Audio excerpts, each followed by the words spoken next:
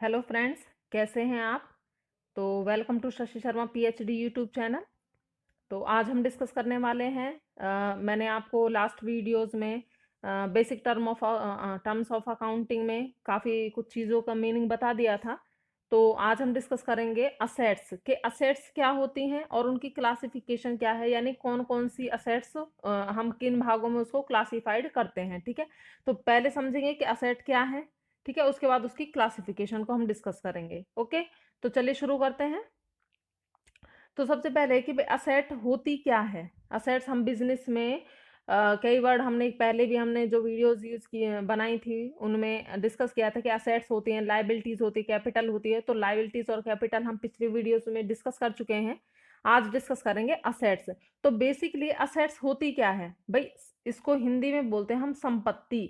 अब जब आपको हिंदी मीनिंग पता चल गया कि संपत्ति इसको कहते हैं, तो आप बता सकते हो ना संपत्ति क्या है। भाई आपके लिए संपत्ति क्या है, आपका जो घर है जो आपके नाम पे है वो आपकी संपत्ति है। आपकी जो कार है जो आपके नाम पे है वो आपकी संपत्ति है, जिसे आप यूज कर रहे हैं। अब आप घर खरीदते हो, ठीक है, तो इसको let's take it with an example. ठीक है, आप एक घर खरीद रहे हो, ठीक है, ये आपका घर है। ठीक है, क्या आप इसे बेचने के लिए खरीद रहे हो? नहीं, आप इसमें रहने के लिए खरीद रहे हो। तो ये क्या है, आपकी संपत्ति है। ठीक है, ये आपकी असेट है। ओके, आपने कार खरीदी, आप चाहते हो कि मैं उसे लॉन्ग, अब जब हम कार पे इतना पैसा लगाएंगे तो ये तो नहीं कि आज खरीदी कल हमने इसको सेल कर दिया, बिल्कुल नहीं। इसे हम अपने यूज के लिए खरीद रहे हैं ना, तो ये क्या है, हमारी असेट है जिसे हम लॉन्ग टर्म के लिए या शॉर्ट टर्म के लिए यूज कर रहे हैं। ठीक है, और जिस पे हमारा कंट्रोल है और जो जिसके हम मालिक हैं। ओके, हम उसके क्या हैं, ओनर हैं। जिस भी चीज के हम ओनर हैं वो क्या है, हमारे लिए असेट होती है। आपके घर में फर्नीचर है, ठीक है, वो क्या है आपके लिए, आपकी असेट है। क्लियर है, आपकी कार है, आपकी बिल्डिंग है, आपका मतलब कि कंप्यूटर है, आपका फोन है, वो सब क्या है, आपकी आपकी असेट होती है। क्लियर है। अब सेम थिंग आप बिजनेस में लेते हो, अब बिजनेस है आपका, ठीक है, उसमें असेट क्या होगी भाई, आपकी जो लैंड है, जो जमीन है, वो क्या है, फर्म के लिए, बिजनेस के लिए क्या है, वो उसकी असेट है। बिल्डिंग है, वो असेट है। मशीनरी है, मशीन भी तो लगाई होंगी। फर्नीचर है, वो सब क्या है, उसकी असेट है। क्यों है उसकी असेट, क्योंकि इन सब का मालिक कौन है, इन सब का ओनर कौन है, इन सब का ओनर है बिजनेस, वो फर्म एंटिटी। ठीक है, एंटरप्राइज, बिजनेस एंटरप्राइज कुछ भी कह लीजिए आप, जो बिजनेस है, जो फर्म है, वो इसकी मालिक है। तो इसलिए वो क्या है, उसके लिए, फर्म के लिए ये सब क्या हो गई, ये उसके लिए असेट हो गई। क्लियर हुआ कि नहीं हुआ है।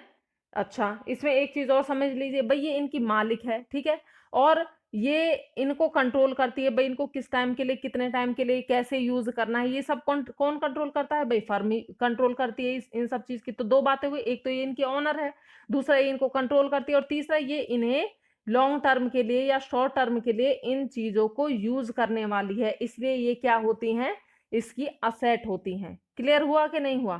तो इसमें आप कुछ भी एग्जांपल, अच्छा डेटर्स, डेटर्स भी ले लीजिए भाई, डेटर्स भी क्या होते हैं, आपके असेट होती हैं। क्यों होती हैं, आपने उनको कुछ भी माल सेल किया होगा, ठीक है, कुछ भी प्रोडक्ट आपने उनको, आपके बिजनेस में उनको कुछ भी प्रोडक्ट सेल किया है, ठीक है, उन्होंने अभी तक पैसा नहीं दिया, तो फ्यूचर में वो पैसा आपको देंगे ना, चाहे 2 महीने बाद दे, चाहे 4 महीने बाद दे, चाहे 5 महीने बाद दे। तो ये सब, तो ये डेटर भी क्या होंगे, आपके आपके असेट होंगे, क्योंकि कल को जो पैसा मिलेगा उससे क्या होगा, आपकी प्रॉफिट, आपका कैश बढ़ेगा ना, तो कैश आपकी प्रॉपर्टी होती है। ठीक है, क्लियर हुआ कि नहीं हुआ। तो डेटर्स हो, land, building, furniture, computer etcetera, ये सब चीजें क्या होती हैं, आपकी असेट होती हैं, बिजनेस की असेट होती हैं, क्योंकि बिजनेस इनका ओनर है, इनको कंट्रोल करता है, इनको यूज करता है, और ये उसके लिए वैल्यूएबल है। इससे उसको क्या मिलेगा, बेनिफिट मिलेगा, उसको उससे लाभ मिलेंगे, इसलिए ये सब क्या है, उसके लिए असेट होती हैं। क्लियर है। ठीक है जी, अब इसको एक बार रीड कर लेते हैं। तो मीनिंग ऑफ असेट में क्या कह रहा है, एनीथिंग, कोई भी चीज, विच इज द प्रॉपर्टी, जो प्रॉपर्टी है किसकी, बिजनेस की, उसे क्या कहते हैं, हम असेट कहते हैं। सीधी सी सिंपल सी बात है, ज्यादा कुछ हेर फेर करने की जरूरत नहीं है, ज्यादा लोड लेने की जरूरत नहीं है। तो इसमें कह रहा है कि भाई कोई भी चीज, ठीक है, जो प्रॉपर्टी है बिजनेस की, ठीक है, वो क्या है, आपकी असेट कहलाती है। बिजनेस की असेट क्या है, जो उसकी प्रॉपर्टी है। भाई आपकी प्रॉपर्टी क्या है, भाई लैंड है, बिल्डिंग है बिजनेस की, उसके व्हीकल्स हैं, मोटर व्हीकल्स हैं, भाई सामान इधर उधर ले जाने के लिए जो चाहिए होते हैं, अपने खरीद लेते हैं ना, ठीक है, तो वो क्या है, उसकी असेट होती हैं। ठीक है, द अमाउंट, अच्छा, the amount due to it from others also include in it, वही मैंने बात कहा था कि आपको डेटर्स हैं जो इसके, ठीक है, वो इसके जो अमाउंट है, बिजनेस ने इनको कुछ बेचा है तो कुछ अमाउंट डेटर्स को, बिजनेस को देनी है ना, ठीक है, तो वो भी क्या होंगे, इसमें इंक्लूड होंगे, यही उस लाइन का मतलब है। The amount due to it, it means है यहाँ पे बिजनेस को, बिजनेस को जो अमाउंट ड्यू है, देनी है, फ्रॉम अदर्स, अदर्स को जो बिजनेस को अमाउंट देनी है वो भी इसमें इंक्लूड होगी, यानी डेटर्स को जो अमाउंट बिजनेस को देनी है वो भी क्या है, आपकी असेट में इंक्लूड होती है। सच एज एग्जाम्पल देख लीजिए, आपका कैश है, कैश, बैंक बैलेंस है, स्टॉक है, फर्नीचर है, मशीनरी है, लैंड बिल्डिंग है, बिल्स रिसीवेबल है, money owing bye debtors, debtors को जो मनी हमें देनी है, ठीक है, तो वो सब भी किस में आएंगे, आपके असेट में आते हैं। क्लियर है, ज्यादा कुछ भी नहीं है इसमें, सिंपल सी बात है, जो प्रॉपर्टी है बिजनेस की वो उसकी असेट होती है, जो डेटर्स होंगे, जो जो लोग हमें पैसा देंगे, बिजनेस को पैसा देंगे, वो भी क्या होंगे, आपके असेट होंगे। अब एग्जाम्पल बहुत सारे हैं, आप इसमें से 2-4 लिख सकते हैं, ठीक है।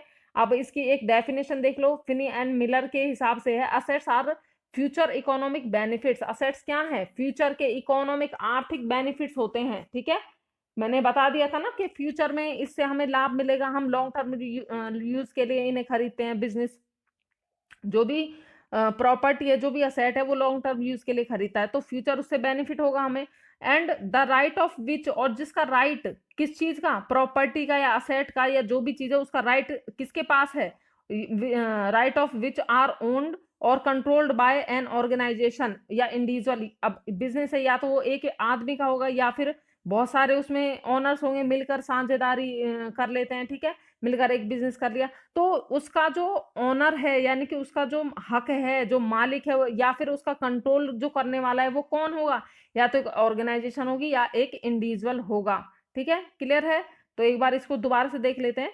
तो डेफिनेशन है, असेट्स जो होती हैं वो बिजनेस को फ्यूचर बेनिफिट्स देने वाली होती हैं, assets are future economic benefits, और द राइट ऑफ विच, जिनका राइट आर ओन और कंट्रोल्ड, जिनका या तो अधिकार या फिर कंट्रोल किसके पास होता है, या तो ऑर्गेनाइजेशन के पास होता है या इंडिविजुअल के पास होता है, ठीक है।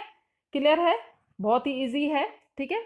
इसको आप स्क्रीनशॉट लेके अच्छे से आप लिख लो और रीड कर लो, आपको बड़े आराम से ये हो जाएगा। क्लियर है, ओके, तो आगे चलते हैं क्लासिफिकेशन की तरफ। तो क्लासिफिकेशन ऑफ असेट्स पर आ जाइए।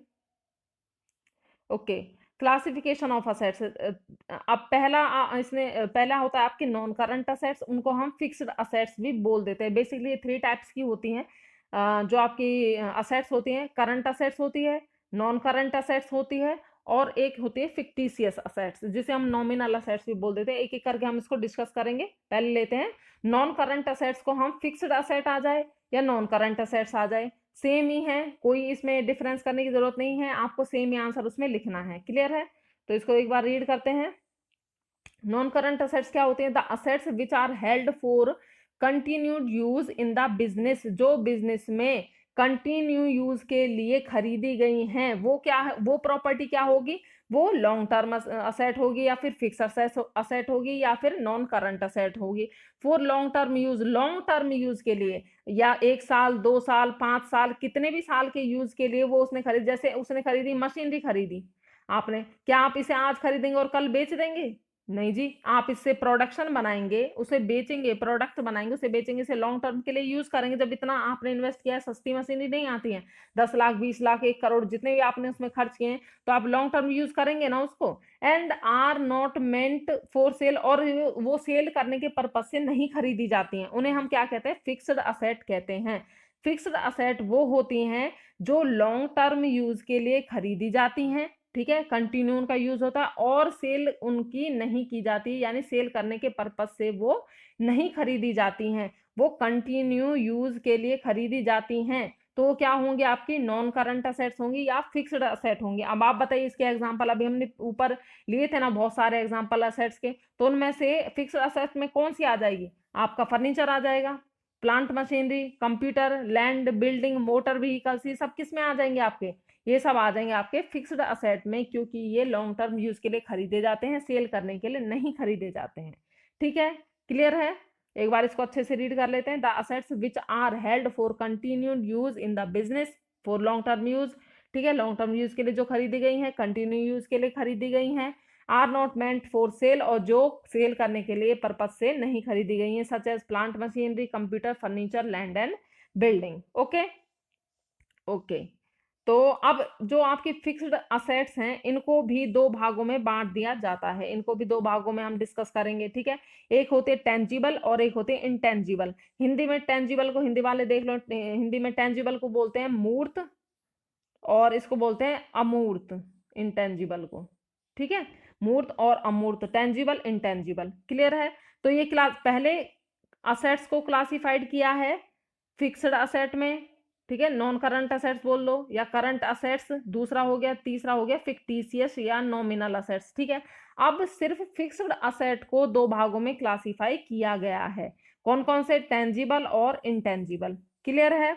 ओके, टेंजिबल को डिस्कस कर लेते हैं, देख लीजिए जी इसको भी।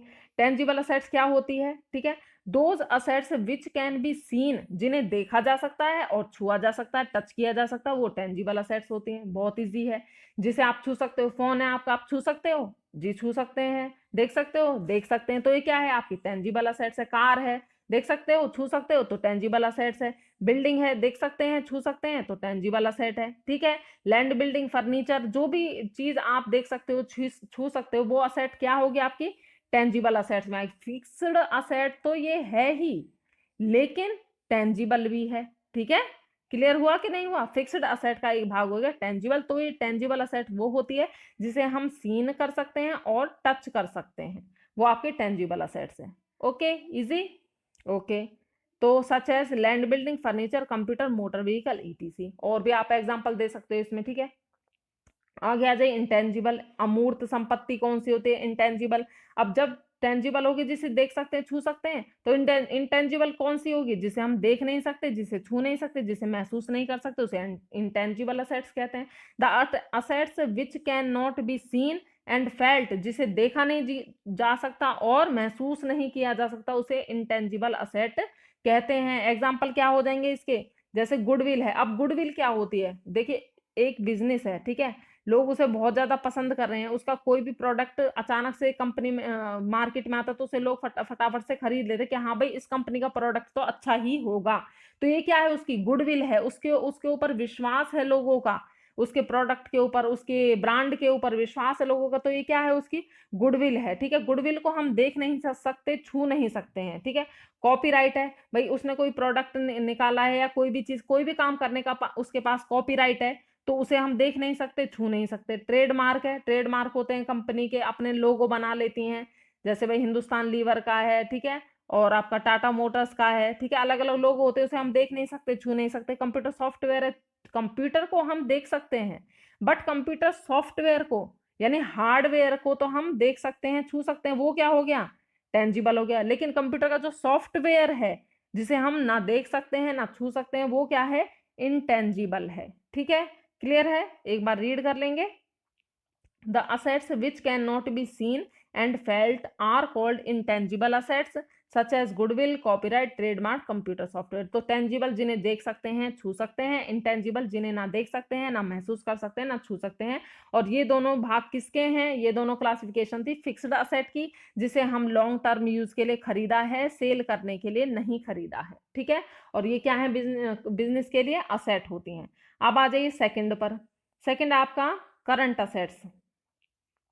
ओके, पहले हमने कर लिया non current assets, fixed assets एक ही था, अब है करंट असेट्स। अब इसका अपोजिट कर दो, जो आपने नॉन करंट असेट्स पढ़ा था ना, उसका अपोजिट कर देंगे इसमें। The assets which are meant for sale, जो बेचने के लिए खरीदी जाती हैं, लॉन्ग टर्म यूज के लिए परचेज नहीं की गई हैं, उन्हें क्या कहेंगे, हम करंट असेट्स कहेंगे, ठीक है। ओके, क्लियर है, ज्यादा कुछ नहीं है इसमें।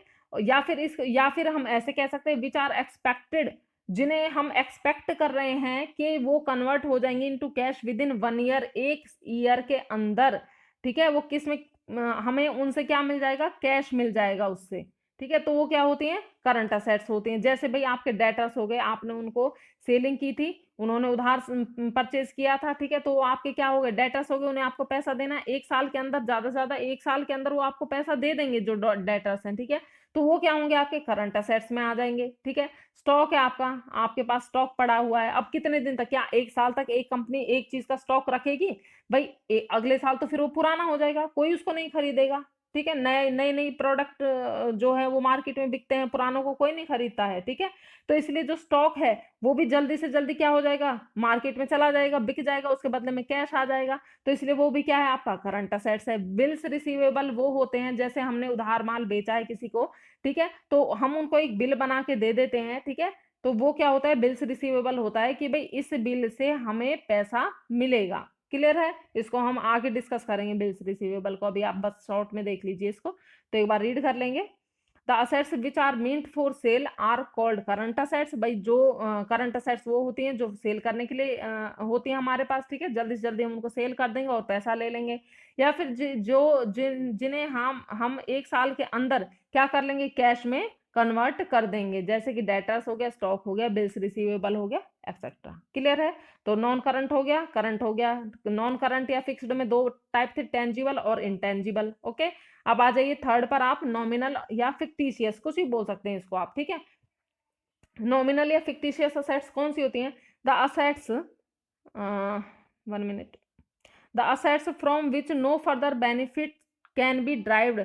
अब ये असेट वो होती है जिससे हमें फ्यूचर में और कोई बेनिफिट नहीं मिलेगा। अब देखो इसको ऐसे समझो, इसको एग्जांपल से लेते हैं।